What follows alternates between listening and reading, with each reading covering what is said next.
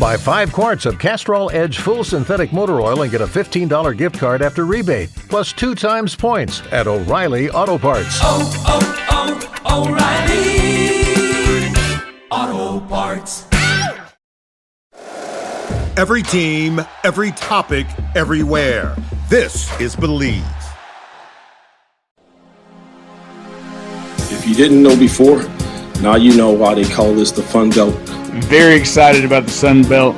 You know, while other conferences have been breaking up, our conference has become stronger. The state of SunBelt football is the strongest in our history. I saw SunBelt Conference, and I'm like, I don't know what this is, but I got to join the show. It sounds a lot of fun.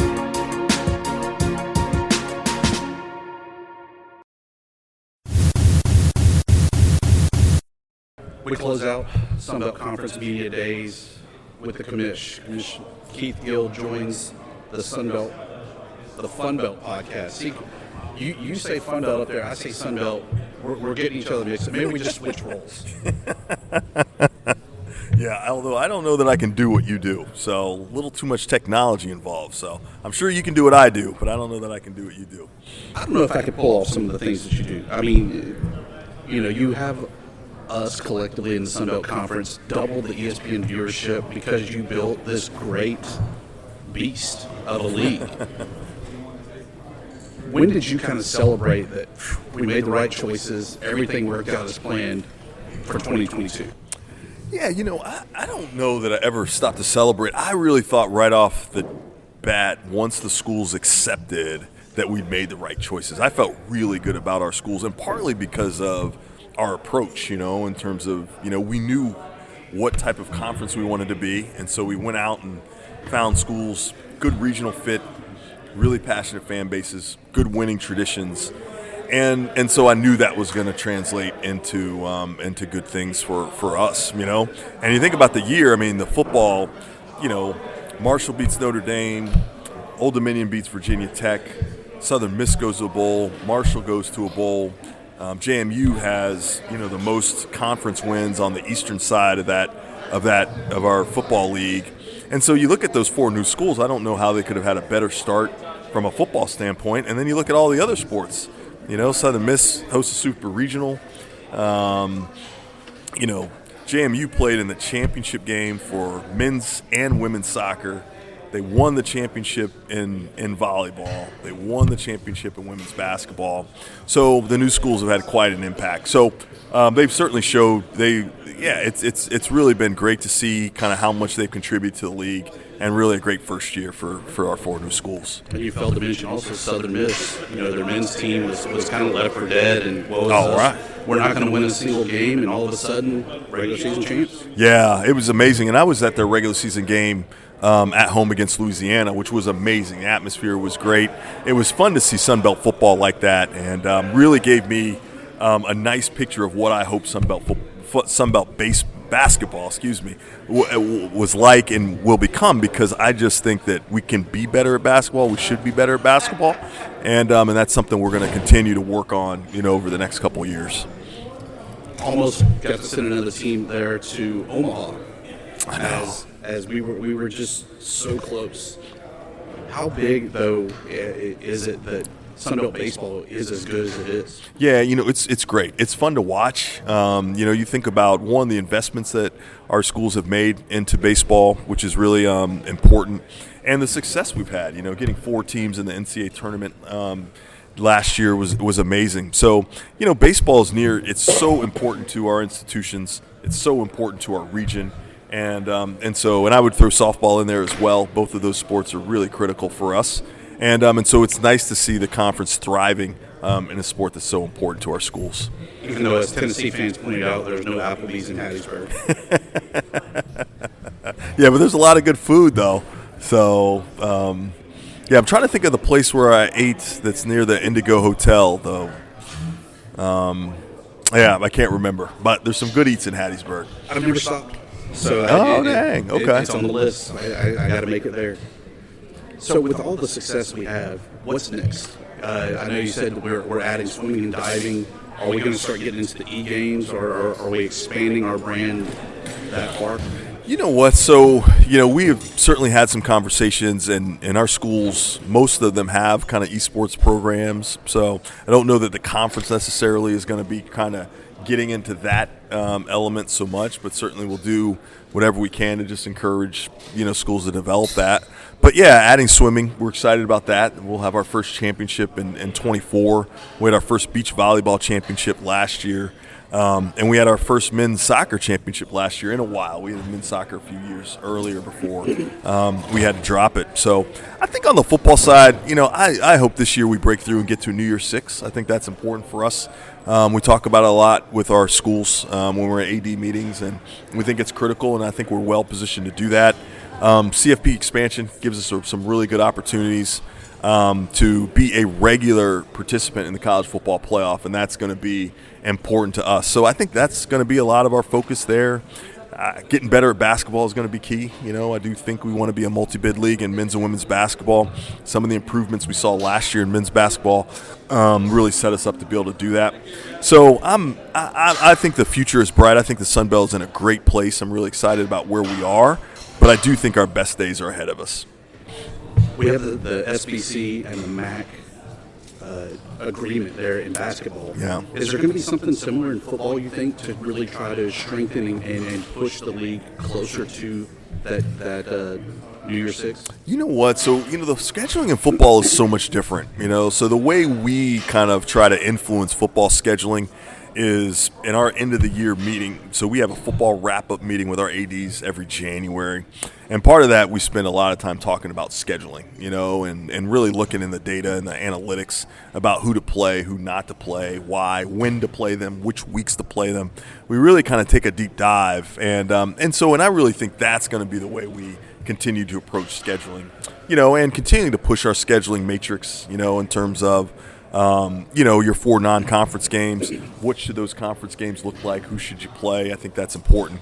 The basketball piece is so much different because you win 70% of your games at home, in Division I, and so we're trying to get more home games. So we're trying to help people schedule more home games. We're trying to play more Division I home games, and we're trying to give our teams the best chance to come out of the non-conference having won 70-75% of their games. And so that's where the MAC Challenge comes in, is it helps us get home games, and it helps us get quality home games against peer opponents. We're going to try to use data to match teams up, and hopefully that works out so that we have good on good.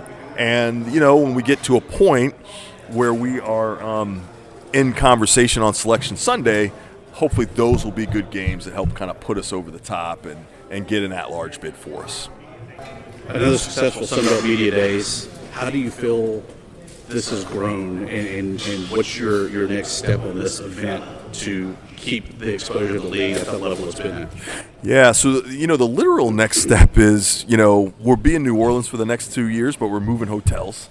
So we'll be kind of closer to the convention center at the Marriott. I think it's called Warehouse Arts District Hotel. So, And so we'll be there at least for the next 2 years. So, but we're just going to keep growing it. We had a 10% increase in terms of media this year, which is great. We want to keep growing that. To be honest with you, our mission as it relates to Media Day is to obviously promote the SunBelt, but really make it special for our coaches and our kids. That's what we're trying to do, and that's why we try to create a big-time atmosphere for them. And so we'll keep trying to add touches. If there are things we can do in the green room for our student athletes, that's great. Things that we can do in terms of engaging our coaches and engaging the media. We want to make sure that the media folks who come here to cover us and support us have a good time. So yeah, we're excited. It's a great way to kick off the season. And actually, I'm really ready for some football. Did you partake in any of the Madden games with the student athletes, though? I did not. So that would be a beatdown. I don't know that I could score 1 point. I've never played Madden. I've never played. So that's why you're anti-esports coming into the league, because you're just not good. Well, I am not good. I am 100% terrible. So I probably should have went in there. They could have just put a beat down on me in all those games. So it's like having the coach in the dunking booth, right?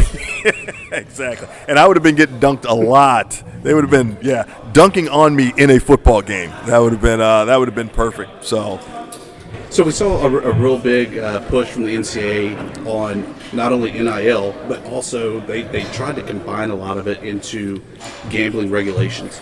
How does the league kind of find that balance of educating the student athletes, hey, you can't do it, and then also protecting the integrity of the game while still capitalizing, because there's so much money to get the sponsorship dollars? Yeah, I think that's a real hard question. You know, I think certainly as a league at this point, you know, from a sponsorship standpoint, we've not kind of engaged, you know, in sports books or gambling folks. And so, but we'll continue to evaluate that to see, you know, what could make sense. I think the education piece is key.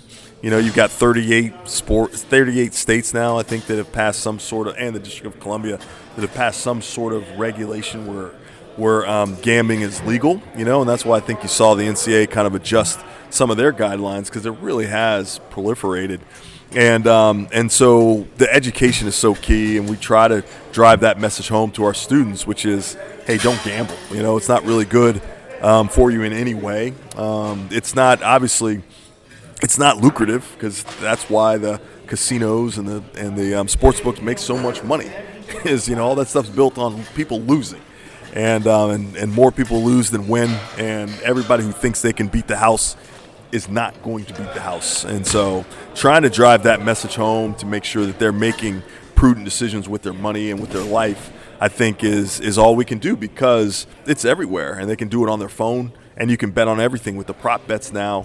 You know, there's kind of nothing off limits in terms of what you can gamble on, which is really unfortunate, but we'll keep pounding away and trying to make sure our students make good choices. There was not a prop bet, by the way, of how long your stay of the conference was.